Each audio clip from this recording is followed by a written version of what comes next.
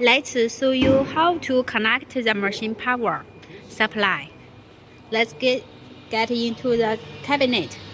You see this part is for connect the power supply. This line is for connect to your voltage power supply in your factory.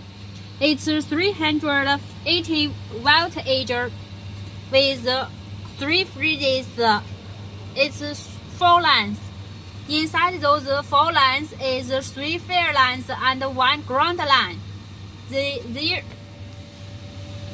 are already have the 4 lines connected in the machine. You can see the number L1, L2, L3, and N.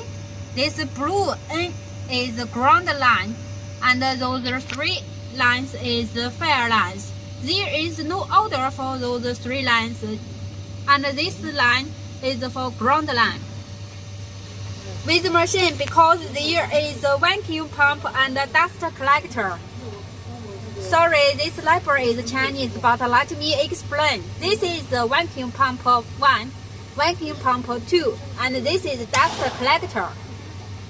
Those 3 spare parts is all 380 voltage power supply. So you need to connect with 3 lines.